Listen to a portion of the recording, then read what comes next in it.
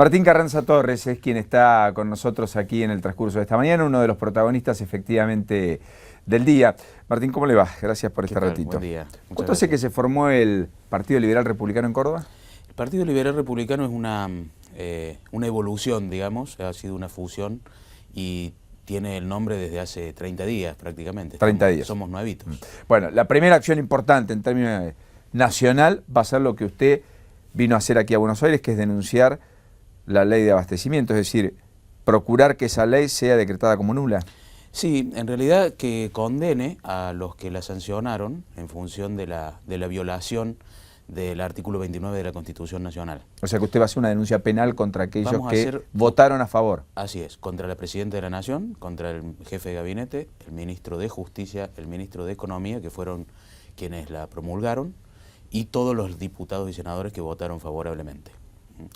Ahora, ¿por qué el recorrido de la denuncia penal? Usted dice que violan qué artículo de la Constitución, el 29. El artículo 29 que fulmina, digamos, y que establece ya la pena para quienes pongan el honor y los bienes y las propiedades de las personas a disposición de un grupo, de un gobierno provincial o de un gobierno nacional. Que esto es claramente lo que está ocurriendo.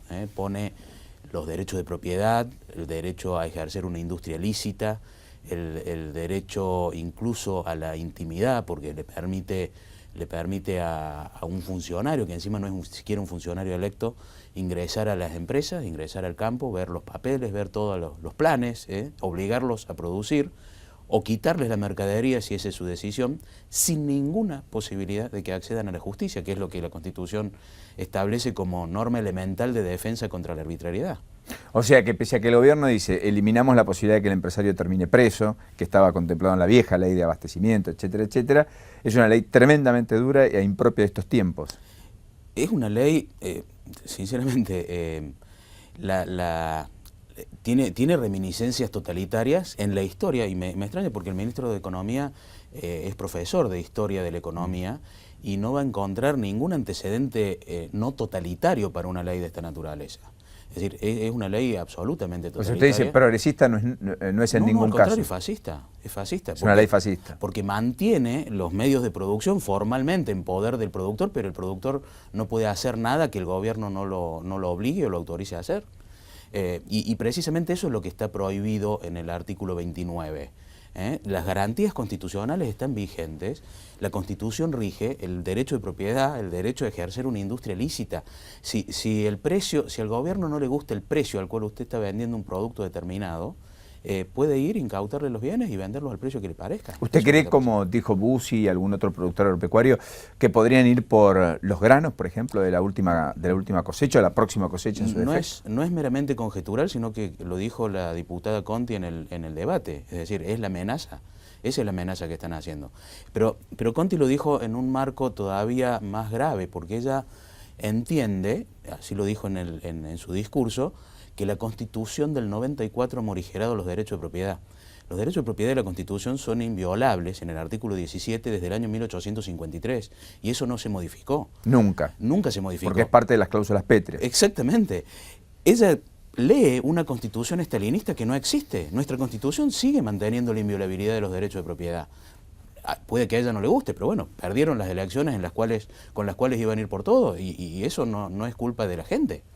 ¿Usted cree que si hubieran ganado la elección estaríamos discutiendo la reforma constitucional y quizás estuviéramos discutiendo reformas de cláusulas pétreas, por ejemplo? Yo creo que es altamente probable que leyes como la democratización de la justicia, esta ley de abastecimiento, la eliminación de las garantías constitucionales, con una reforma constitucional hecha por esta gente, sí, sin ninguna duda. Estarían en la Constitución, no en las leyes. No tendríamos una Constitución tal vez como la venezolana, en donde todos los derechos están sometidos a la voluntad de un monarca o de un regente. Está claro que el margen de arbitrariedad es enorme, que se delega en el secretario de Comercio a partir de una legislación en este sentido, solo aplicada incluso en los países que la tuvieron, caso Argentina, inclusive en situaciones extraordinarias y con un determinado bien o servicio, digamos. Así es. Pero acá el margen es tamaño y por cierto que no podemos depender de la eficiencia, eficacia y por cierto, buen nombre y honor de un funcionario de turno que obre en consecuencia de un interés general. puede hacer todo lo contrario. De hecho, ha pasado con políticas como el trigo, políticas agropecuarias, donde han existido, de hecho, resoluciones y de derecho que complicaron absolutamente el escenario. Totalmente. Yo creo que desde el punto de vista económico no hay ninguna duda de que es un desastre. Pero desde el punto de vista institucional es una tragedia. Porque el problema no es tanto que un funcionario no electo tenga la discrecionalidad. La diferencia entre discrecionalidad y arbitrariedad es precisamente la división de poderes, ¿no?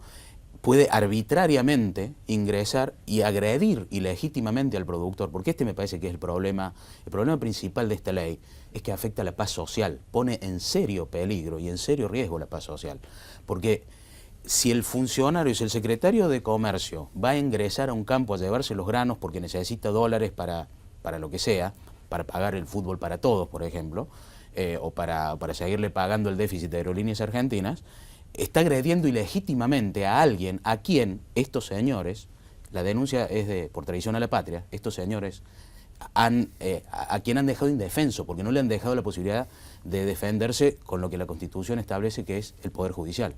No pueden ir al Poder Judicial a cuestionarlo porque primero tienen que pagar la multa que este funcionario les va a imponer de manera categórica. O sea, invierte la ecuación, dice usted. Claro, primero pague y después reclame. Primero pague. Aquello de lo cual nos quejamos de muchas empresas prestatarias de servicios. Primero pague y después reclame. Por ejemplo. Y que la propia política intenta modificar o en muchos casos ha cambiado.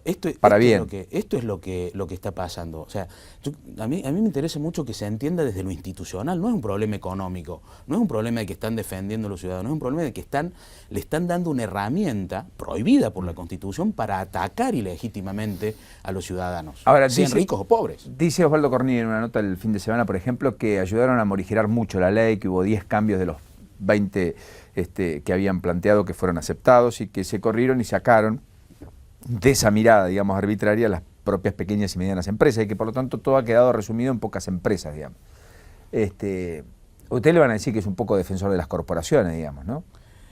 Yo no voy a hablar de Cornide, él habla por sí solo, de sí mismo, pero no me parece que eso sea una ventaja, que hayan eliminado a las pymes, que no las eliminaron en realidad, sino que también pueden ingresar a las pymes de acuerdo al criterio del funcionario, lo dice la propia ley, por más que quieran hacer creer lo contrario, es ese proteccionismo supuesto de las pymes que no van a poder, que no podrían ser sometidas a esa agresión ilegítima, en todo caso habla de que hay un sector de empresas que no le preocupa que vayan contra los derechos de la población mientras a ellos no los toquen.